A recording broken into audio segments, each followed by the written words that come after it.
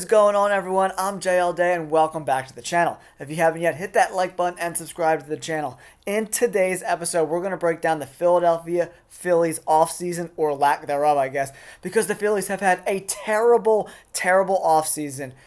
They came up short against the Arizona Diamondbacks last year, and we're here to break down the roster for the 2024 season, what they did this offseason, and whether or not they actually have a chance to get back to the World Series after an early exit last year. Let's get into it. All right, everybody, welcome back to this episode. I have a very special guest, a former season ticket holder for the Philadelphia Phillies, a lifelong fan, and one of the most knowledgeable people I know about this current Philadelphia Phillies roster.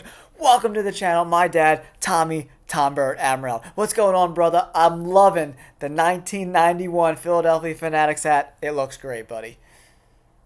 Yeah, it's an old hat. I have two of them, and one is like a striped one, and it has the Philly Fanatic on it in green. Now, let's get into this 2024 Philadelphia Phillies roster. It hasn't changed much. Not really at all since last year. They made no major additions. The only notable thing this Phillies team has done this offseason was let Rhys Hoskins walk in free agency. Bryce Harper is now going to be playing first base. That means Schwarber has moved to the DH position permanently. Bryce Harper's at first base. Schwarber is now the everyday DH. And they also re-signed Aaron Nola to a humongous deal. He's going to be with the Phillies for this foreseeable future. All right. What do you think about this lineup, how it's constructed? I like the lineup, but I got to ship Castellano all the way down the bottom. Yeah, I'm not a fan of him. Yeah, he has definitely got a lot of hit and miss in him. Last year in the playoffs, he was really hot, and then he went extremely cold. The last two series, not very good for Nick Castellanos. And what are your thoughts about Kyle Schwarber, this power hitting, low on base percentage, low average guy that strikes out a lot, does hit a lot of home runs in the leadoff spot?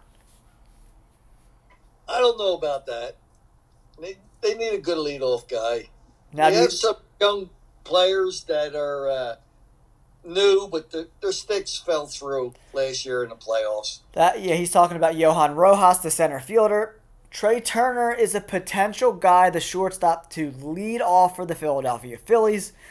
What do you like? Do you like Trey Turner potentially batting first, or do you keep Schwarber there? Schwarber gets on a lot, though. He does walk a lot. You are right in that. He does get on base. You know, he doesn't have a high on base percentage because that batting average kind of hovers around that 200 range. So I guess he's probably the only real option to lead off Trey Turner other than Kyle Schwarber. JT Realmuto definitely regressed at the plate last year. He was not very good or reliable. Probably one of the lowest batting averages he's had in a long time. They're going to miss Rhys Hoskins in that on-base percentage because he'll bat around 250, but he'll probably, add 100 points, around 350 on-base percentage for Hoskins. They're going to miss him as he went to the Milwaukee Brewers. I agree. I would have liked to see him stay.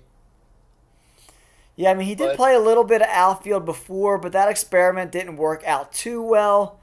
It looks like we're going to have Brandon Marsh in left field every day. Johan Rojas, he's really good Gold Glove caliber center fielder, but he only got 2 hits in all of the playoffs, and that really hurt the Phillies offense.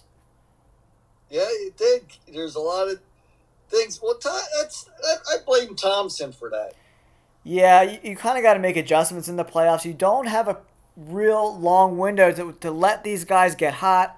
You kind of got to go with the hot hand, bring some other sticks in there, let some guys come off the bench, and try to make something happen. Because Johan Rojas was pretty much an automatic out every time he came to the plate in the playoffs. And it's a huge disadvantage, especially with this DH now in the National League. You need thunder throughout that whole lineup.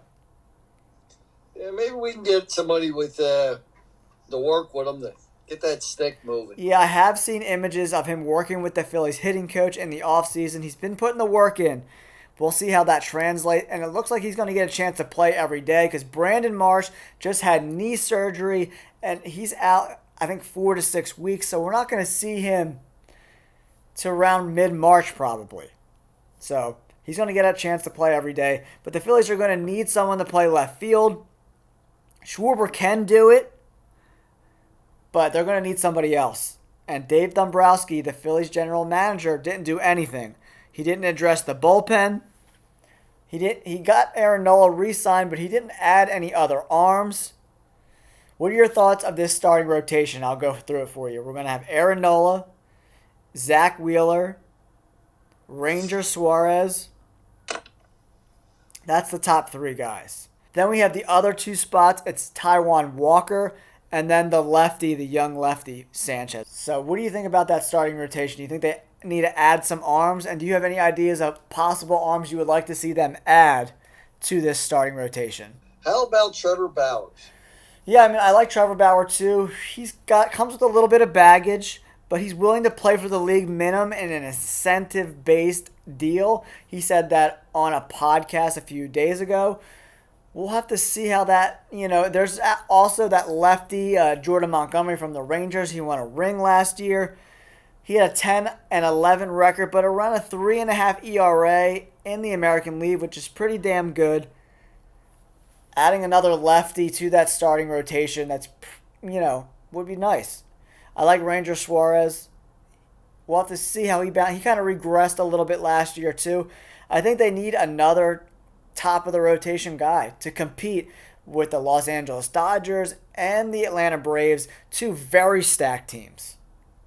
Yeah, the Dodgers, they're like the Yankees. Buy. Yeah, they're just buying everybody. Sell the whole team down the drain for a couple players for a few years. Yeah, the Yankees have struggled building young players for that team in the farm system. The Dodgers do pretty good. Their farm system actually produces really good players, but they have a ton of money. They just keep adding Mookie Betts, Freddie Freeman. They're just full of stars, man. They just got Shohei Ohtani from the Angels. That dude, he pitches. He's not going to pitch this year because he had Tommy John surgery, but that stick's going to add some serious thunder. Do you think they could win over 120 games this year? No, I don't think so. I don't think they're going to get 120 games. I mean, this is probably the most stacked Major League team, the Dodgers, I've ever seen. And they're stacked. Look at the Yanks. They stacked them for years. Yeah, they can't really pitch. The Yankees always had trouble with that starting rotation, But the Phillies, we'll see what happens. I wish Dombrowski went and got another bat. That outfield, if you look at it, it's pretty weak. Brandon Marsh, Johan Rojas, Nick Castellanos. Those 3 outfielders, from a hitting perspective, don't put a lot of fear into opposing pitchers. I thought Marsh played pretty good last year. You are right about that. Marsh played really good. I'll tell you what, his bat was more consistent than a lot of people on that team. Especially in the playoffs. I agree. I just feel like there needs to be a little more power, right? Johan Rojas and Brandon Marsh, they kind of do the same things at the plate.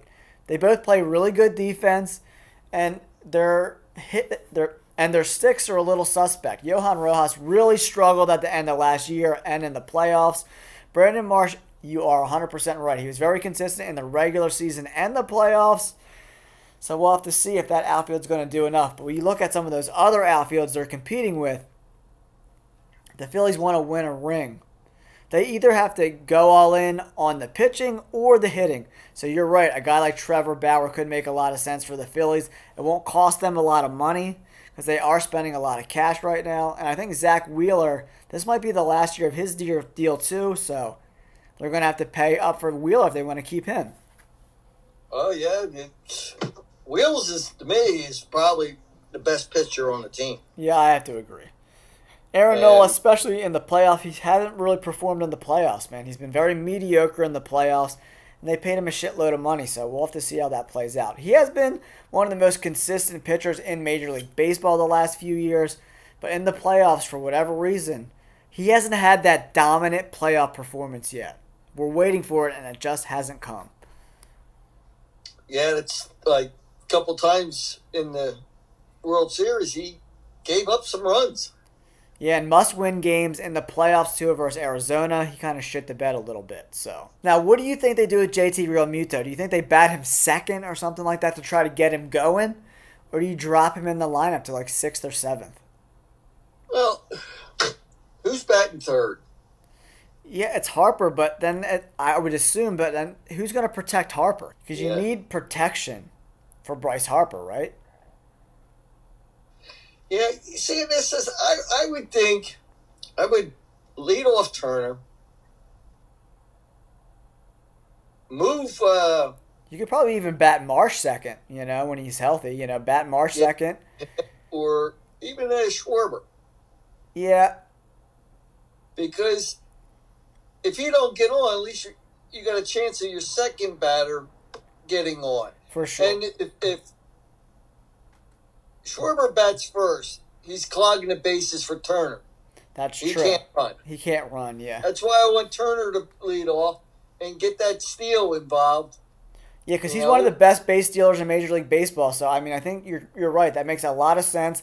If we bat Turner first, we go Schwarber second, Harper third, and then we need a right-handed hitter to bat behind the two lefties. We can't have three lefties in a row. So you're almost forced to either bat Castellanos there or JT Realmuto.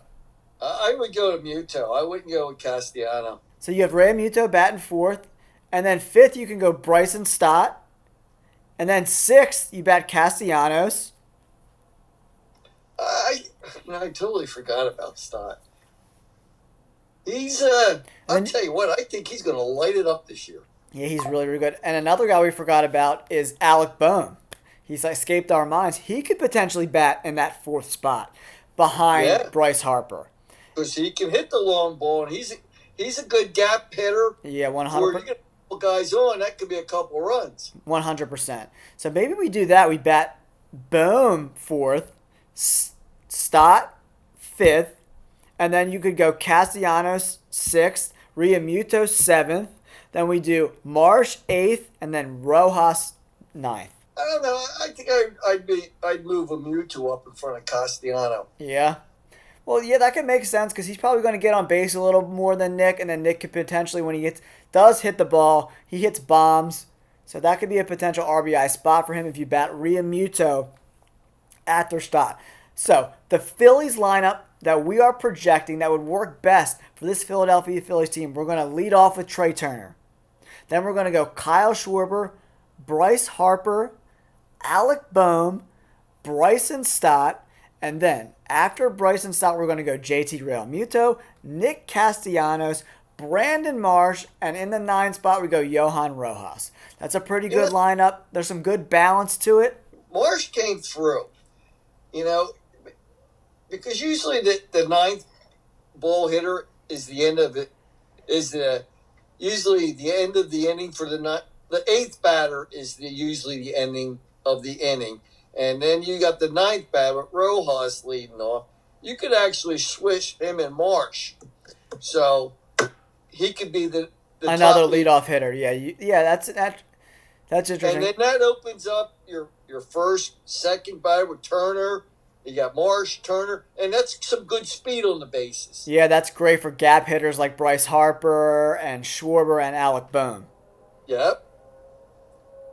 All right, there. Yeah, that sounds pretty good to us, guys. Thank you so much for tuning into this video. We gave you our projected lineup, some of our thoughts on free agency for the Phillies or lack thereof with Dave Dombrowski. Not really making any moves yet. Hopefully he can do something before spring training, bring in a guy maybe like Cody Bellinger. I would like to see him added to this lineup.